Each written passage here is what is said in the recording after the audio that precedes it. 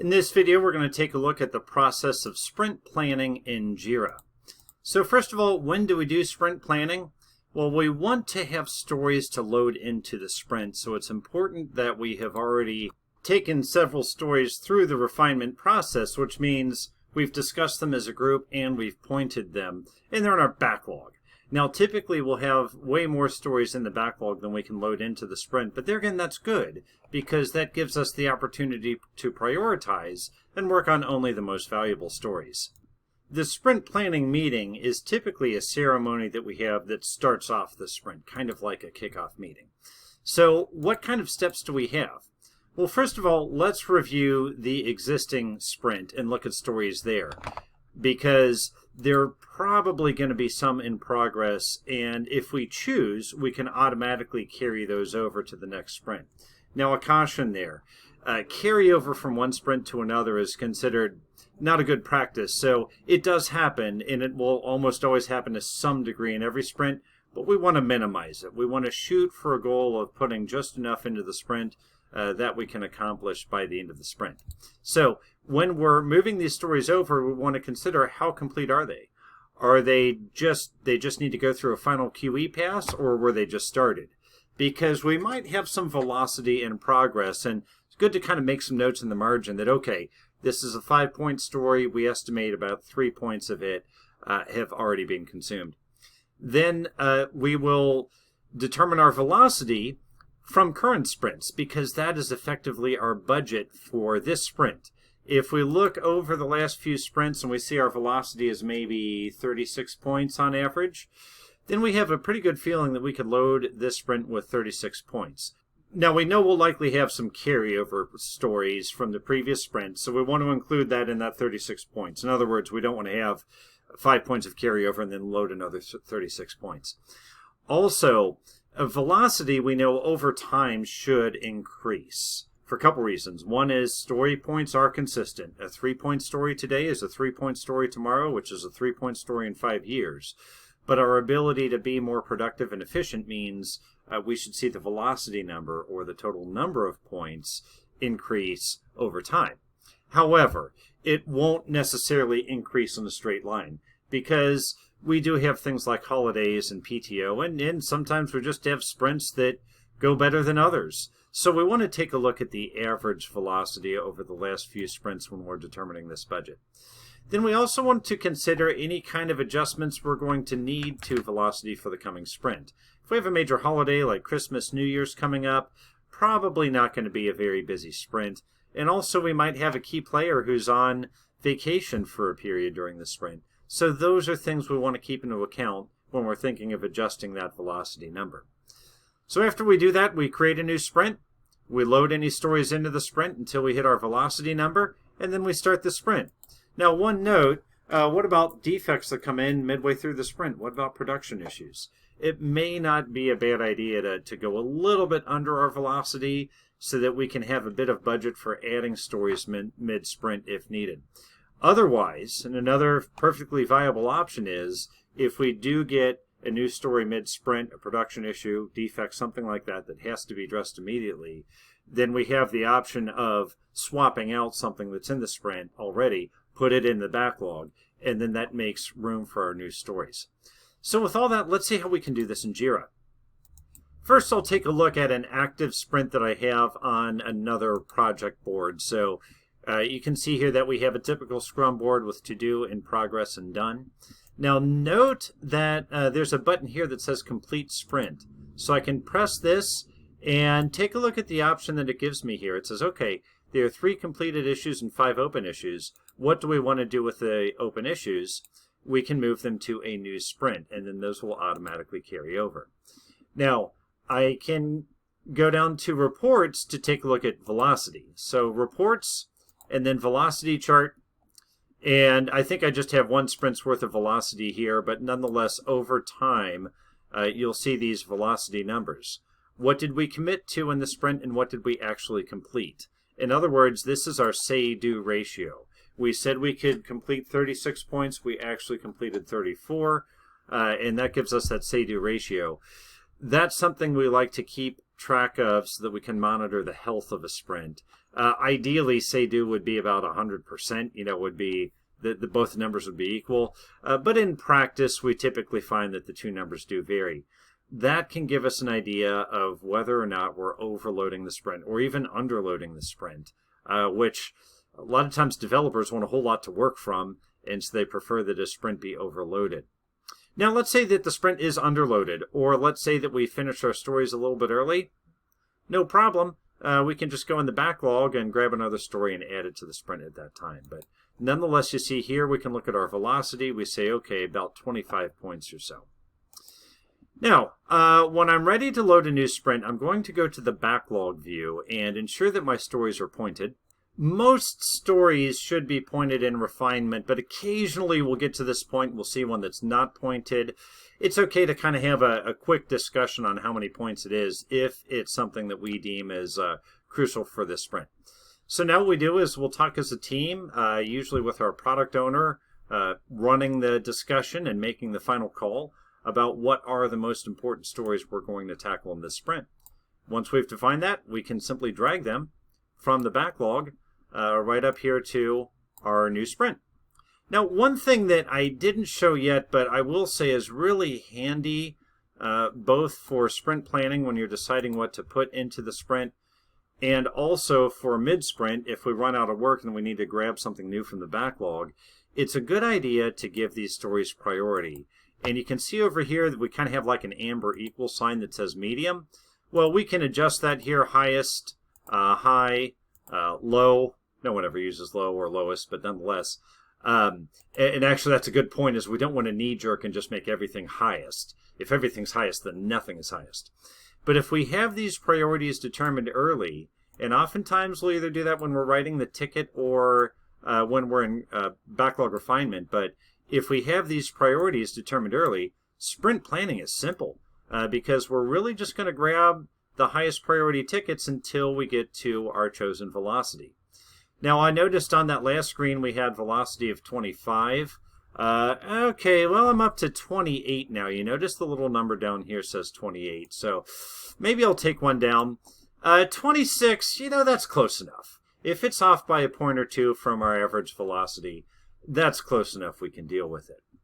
Now, take a look at what we have up here. When we're looking at a sprint, we have these little summary numbers that tell us how much is not started. 26 points, none of them are started yet. How many are in progress? None in progress yet. And then how many are completed. Now we'll talk with the team and say, okay, does this feel like a fair thing to run for this sprint? And if so, we'll start the sprint. When we start the sprint, we'll typically also come up with a sprint goal, which is maybe one or two lines that just says, here's what we want to do this sprint, coordinated as a team. It's a good idea to keep focused in a sprint because remember, every sprint should end with functional software if we're doing software development. And that functional software should be slightly better than the software delivered at the end of the last sprint. But functional software means it compiles and it runs. And the best way to get to functional software is to focus on one thing at a time instead of trying to do multiple things at a time. An old saying is that if you have 7 things to do and each of them takes about a week, if you try to do them all at once, when are you going to see the first result? Sometime after week 7, but no sooner than that. Most likely after week 7, and I mean like after as in several weeks after week 7. On the other hand, if you have 7 things to do and each of them take about a week, and you work on one at a time, when are you going to see the first result? After a week. And then the next result after the second week. And the next result after the third week. So that's why we have this principle in Scrum of working on one thing at a time. And that sprint goal will help us to stay focused. So I'm going to go ahead and say start sprint. We'll say sprint 1. Duration 2 weeks, that's the most common. I think when we started talking about Scrum, we had these options of 1 week, 2 weeks, 4 weeks, or a month. 3 weeks was actually never really used. Over time, the world has kind of agreed on, okay, let's do a 2-week sprint. That's fairly normal. So sprint goal, I'll say start our My Plant Diary app and add our specimen details screen. Something like that. And then we choose start. Once we choose start, it brings up the sprint board, and we actually can have multiple sprints running simultaneously. But notice here, we now have everything sitting in to do. So when I start to work on something, I'm going to move it to in progress. So I worked on my specimen UI screen, finished it up, now it's done. We typically can add more columns to this board, and that's fairly common. Many times we'll have a separate column for quality.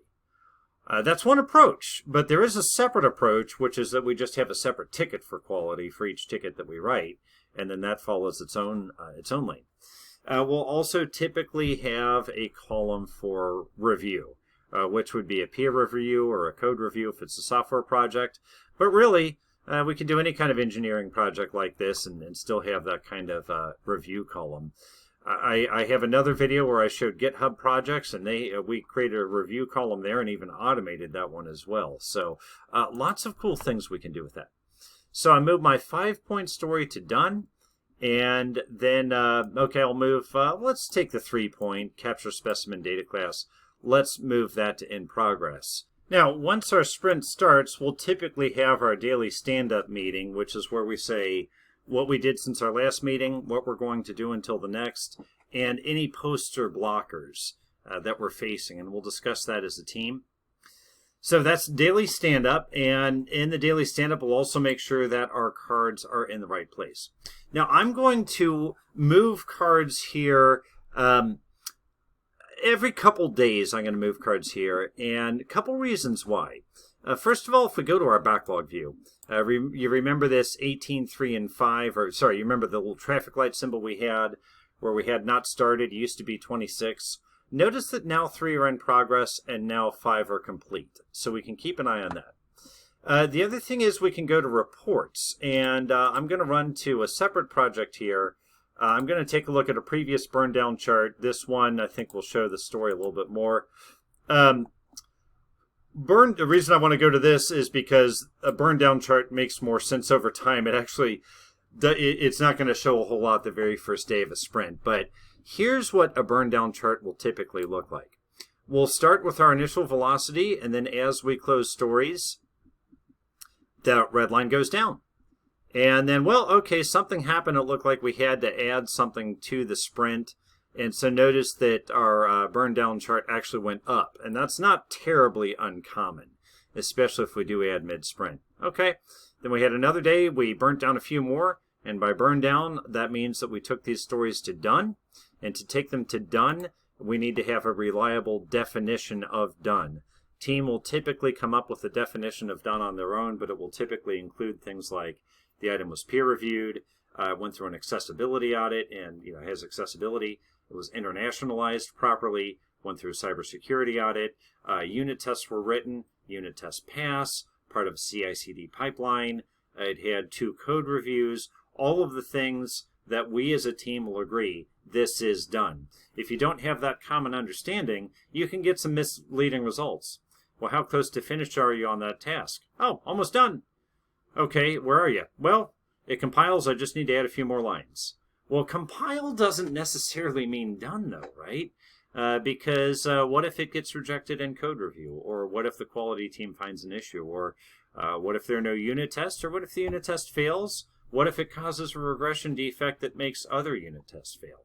So that's why we need to have a solid definition of done. But nonetheless, when the stories are done, we go ahead and burn them down. Now, the red line is a reflection of our work here, where this gray line is kind of like a guideline. It says, okay, if everything were to burn down evenly, it would burn down at this rate. And so the gray boxes here are weekends, which is why that line flattens out. Granted, you could close the story over the weekend, which is why we still have those gray boxes. Now, that's kind of an ideal state, but the reality is when we start a sprint, we're typically not going to close a story immediately. So usually what we'll see is that the burn down line runs above the guideline for a while, and then towards the end of the sprint, it gets a little bit closer to the guideline. Ideally, the burn down line will get down here to 0 at the end of the sprint. I will tell you in reality, I've rarely seen that happen, but with a footnote. And that is many times a team that is running ahead will start to pull more things into the sprint. So if they didn't pull more things into the sprint, yeah, we'd likely see that go to 0. But if they do, we won't. And the other thing is that as well as we plan, we don't always get to everything in the sprint either. Things do happen, unknowns do happen. But you know what? That's why we have the daily stand-up, so that we don't have to wait until the end of the sprint to hear bad news. With the daily stand-up, we can keep a keen eye on where things are and where things might be running behind. And if we suspect that things are running behind and we need to de-scope the sprint a bit by taking things out of the sprint, we have enough time to make that decision because we're getting timely information. I think that's one of the most important parts of Scrum is that concept of timely information. Also the concept of transparency and inspection, where everything's open and can be looked at. If you've ever worked on a non-agile project before, you've probably experienced the case where you don't get bad news till the end and you have less time to react. If you've worked on any project before, you've probably also dealt with the situation where you have someone who's simply not delivering. And it might not be that the person has ill will. It might be that the person is simply overcommitted or pulled in many directions. And, this is information that the sooner we find out, the sooner we can mitigate it. I remember back when I was an undergrad, we had to do a lot of group projects, and we as students resented them. Because there were always the free riders who would have everybody else do the work, and they were just along for the grade. And we said, well, you know what? That's not like reality, because, that person in a corporate world would get fired. And we all thought that, and we all said that. Then I graduated and got a corporate job, and you know what I found out? It's not necessarily the case. The person not pulling his or her weight might be your manager, or might be your customer. There are certain people who simply either can't get fired or won't get fired, or just the lack of performance isn't a fireable cause. Maybe they're doing other things. So the reality is we will always have that person on our team.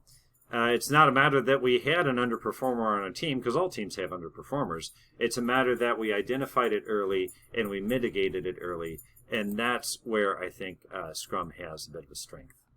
So I hope you enjoyed this discussion of sprint planning in Jira. As always, I look forward to reading your comments. Thank you.